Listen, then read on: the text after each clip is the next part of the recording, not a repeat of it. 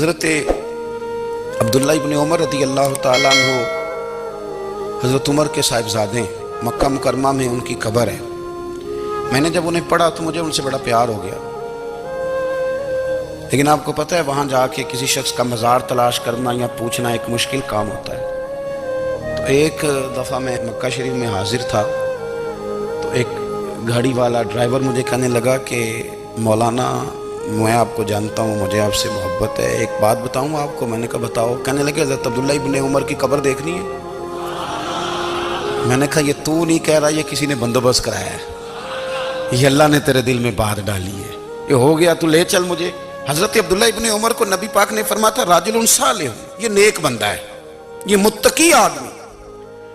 حضرت عبداللہ ابن عمر رضی اللہ تعالیٰ عنہ سیدنا فاروق اعظم رضی اللہ تعالیٰ عنہ کے صاحبزادے ہیں، اور ان کی ہمشیرہ سیدہ حفصہ رضی اللہ تعالیٰ عنہ حضور کی زوجہ محترمہ ہے۔ ایک دن اپنی ہمشیرہ سے کہنے لگے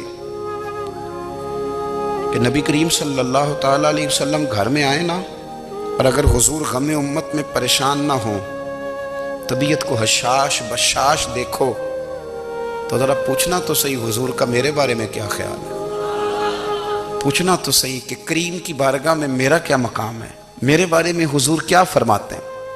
اب بہن کو کام بتائے، اور بتائے بھی بھائی، اور پھر بہن وہ کام نہ کرے، یہ تاریخ میں ہوتا نہیں۔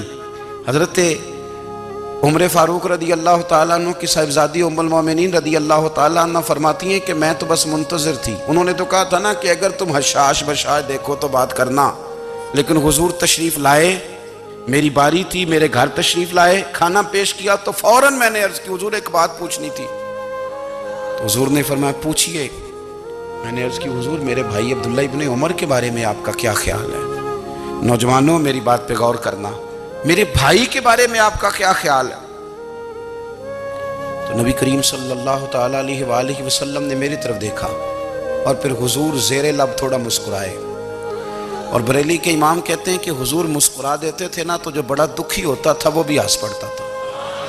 اب سوال پیدا ہوتا تھا کہ پھر تو اس مسکراہٹ کے لیے انتظار کرنا پڑتا ہوگا کئی مہینے کہ حضور مسکرائیں تو رونے والے ہنسیں، تو اعلیٰ حضرت فرماتے نہیں، انتظار نہیں کرنا پڑتا، یہ مسکراتے رہنا تو حضور کی عادت ہے۔ جس کی تسکین سے روتے ہوئے ہنس پڑے، اس تبسم کی عادت پہ لاکھوں سلام۔ یعنی یہ تو عادت ہے حضور کی مسکراتے رہنا، اس کے لیے انتظار نہیں کرنا پڑتا۔ بھائیو آپ خیال رکھیں گے، غور کریں گے، حضرت عبداللہ ابن عمر رضی اللہ تعالیٰ عنہ کے بارے میں پوچھا تو سیدہ فرماتی ہیں کہ نبی کریم صلی اللہ تعالیٰ علیہ وسلم نہ زیر لب مسکرائے اور فرمایا حفصہ تیرا بھائی ہے تو اچھا، لیکن میں نے سنا ہے کہ عشاء کی نماز پڑھتا ہے تو فجر تک سویا ہی رہتا ہے۔ او نوجوانوں، 10 بجے تک سونے کی بات نہیں ہوئی، 9 بجے تک سونے کی بات نہیں ہوئی، 11 بجے اٹھنے کی بات نہیں۔ حضور فرمانے لگے میں نے سنا ہے کہ عشاء کی نماز پڑھ کے سو جاتا ہے اور فجر تک سویا ہی رہتا ہے، اسے چاہیے کہ تہجد کے وقت اٹھا کرے، اللہ کی بارگاہ میں حاضر ہوا کرے، آہوزاری کرے، سجدے کرے، عبادت کرے، اٹھتا ہے اور فجر میں جا کے اٹھتا ہے۔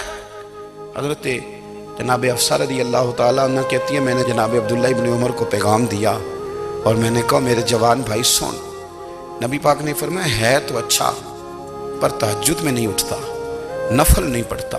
او میری ملت کے جوانوں، مزہ نہیں آ جاتا جب ساری دنیا سوئی ہو، ساری دنیا، اور بستر بھی گرم ہو اور نیند بھی پورا غلبہ کر رہی ہو، اور اچانک گھنٹی بجے دماغ میں، آنکھ کھلے، گھڑی پہ نظر پڑے، 3:30 4 بجے کا پیغام گھڑی بتائے، اور کوئی چڑھتی جوانی والا اٹھ کے وضو کرے، اور جب وہ مصلی کھول کے بچھائے تو مدینے والے محبوب کہتے ہیں کہ ہر نماز پہ رب ثواب دیتا ہے، اور جو اٹھ کے تہجد کی نماز پڑھے اسے دیکھ کے تو رب مسکراتا ہے، جو اس کی شان کے لائق ہے، جو اس کی شان کے لائق، وہ مسکراتا ہے، خوش ہوتا ہے کہ میرا بندہ تہجد میں اٹھ گیا، وہ مسکراتا ہے۔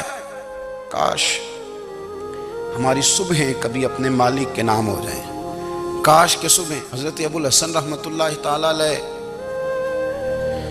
حضرت معاذ ابن جبل رضی اللہ تعالیٰ عنہ کے پاس بیٹھا کرتے تھے، فرماتے ہیں ان سے جو پیار بڑھا تو پھر میرا مصلی سے بھی بڑھ گیا۔ تابعی ہیں، فرماتے ہیں صحابی رسول سے محبت ہوئی تو ذکر سے بھی ہو گئی، پھر درود شریف سے بھی ہو گئی، محبت ان سے بڑھی تو پھر اللہ نے مسجد کا پیار بھی بڑھا دیا۔ آپ فرماتے ہیں کہ میری ہر وقت بھی یہ چاہتی تھی کہ بس اللہ اللہ کروں، بس اللہ اللہ کروں، بس نہ میں ذرا تھوڑی جان چھڑاؤں لوگوں سے، کوئی 10 منٹ ملے تو میں کچھ 4 نفل پڑھ لوں، میں تھوڑا سا نہ بچوں لوگوں سے، اور مجھے تسبیح ملے تو میں نہ کچھ 400-500 دفعہ استغفار پڑھوں، سبحان اللہ، الحمدللہ، اللہ اکبر، لا حول ولا قوت الا باللہ، میں نہ تسبیحات پڑھوں۔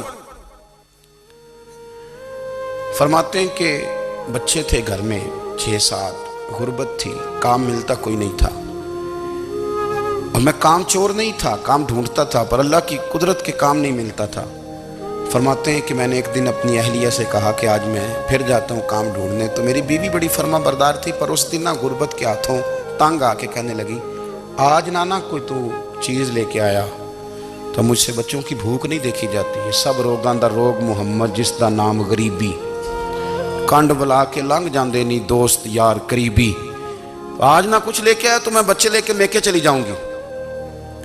شیخ فرماتے ہیں کہ میں بڑا پریشان گھر سے نکلا، پر میں نے صبح سے لے کے زور تک کام ڈھونڈا، کام ملا کوئی نہیں، تو میرے دل میں خیال آیا چلو کام نہیں ملتا تو اللہ اللہ تو کرے نا، چلو بندوں کی مزدوری نہیں ملتی تو رب کریم کی عبادت ہی کرتے ہیں۔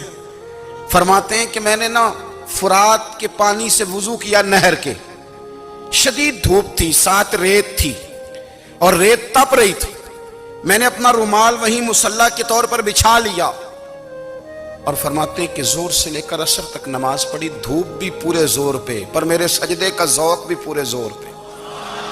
فرماتے ہیں سورج بھی چمک رہا ہے اور رب کی عبادت کا ذوق بھی پورے زور پہ، میں سجدہ کروں تو پھر میرا اٹھانے کو جی نہ چاہے۔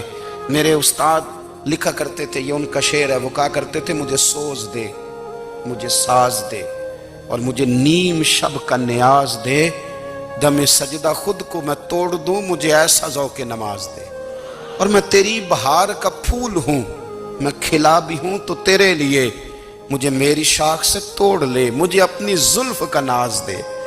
بھائی فرماتے ہیں کہ عصر تک میں نے نفل پڑھے، دل ڈھلنے لگا، عصر کی نماز پڑھی اور میں وہاں سے چلا۔ اب میں جب نکلنے لگا تو دل میں خیال آیا کہ چھوٹی چھوٹی دیواریں ہیں گھر کی، بغیر کچھ لیے جاؤں گا تو بیوی دور سے دیکھے گی تو شور کرے گی کہ پھر خالی ہاتھ آ گیا ہے۔ کہتے میں نے اپنے اسی رومال میں جس پہ میں نے نماز پڑھی تھی نا، رومال میں کی آخی دے پنجابی جو صافہ کہتے ہیں، اسی میں نا میں نے کچھ ریت بھر لی کہ وہ دور سے دیکھے گی تو سمجھے گی کچھ لے کے آیا ہے، چلو جا کے اسے بتا دوں گا کہ آج پھر مزدوری نہیں ملی۔ کہتے ہیں وہ ریت لے کر جب میں گھر میں گیا تو پہلے بیوی دروازے پہ کھڑی ہوتی تھی، پوچھتی تھی خالی ہاتھ آ گئے ہو؟ آج میں نے دیکھا تو ہے ہی کوئی نہیں۔ فرماتے ہیں میں اندر داخل ہوا، سلام لیے، کونے میں نے وہ رومال رکھ دیا اور میں نے آواز دی کہ بھلی مانس کہاں ہو؟ تو وہ کہنے لگی آپ منہ ہاتھ دھو لیں، میں روٹی لے کے آئی۔ میں نے کہا روٹی کہاں سے آ گئی؟ یہاں تو کئی دنوں کے فاقے ہیں، تو کئی دنوں کی غربت ہے، یہاں تو اس گھر میں تو فقیری ہے۔ فرماتے ہیں کہ وہ روٹی لے کے آئی اور اس وقت کی جو موجودہ نعمتیں تھیں، سمجھ لیں سلاد، اچار، ہر چیز ساتھ لائی۔ میں نے کہا کہ بچے کہاں گئے؟ کہنے لگی وہ کھانا کھا کے کھیلنے گئے، آپ کھانا کھا لیں آ جاتے ہیں۔ کھانا اس نے چن دیا۔ میں نے حیرت انگیز لہجے میں ساری نعمتیں اپنے دسترخوان پہ دیکھ کر کے بیوی سے پوچھا یہ کہاں سے آیا کھانا؟ بچوں کو تو نے کہاں سے کھانا کھلایا؟ یہ سارا کچھ کیسا ہے؟ تو کہنے لگی پتہ نہیں آج آپ کس کریم کی مزدوری کرنے چلے گئے تھے، پتہ نہیں کس کریم کی، میرے گھر میں تو اتنی نعمتیں آئی ہیں کہ مجھ سے سنبھالی نہیں جا رہی، اتنا اناج ہے، اتنا گندم ہے، کس کریم کے دروازے آج چلے گئے تھے؟ یہ کہتے کہتے وہ اٹھی اور اٹھ کر کے کہنے لگی پہلے بڑا کچھ آیا تھا، اب کیا لے آئے ہو؟ اور جا کر کے نا اس نے وہ ریت والا رومال کھولا، کہنے لگے میں تو لے کے آیا تھا ریت، تو میرے رب نے اسے بھی سونے اور ہیرے بنا دیا تھا۔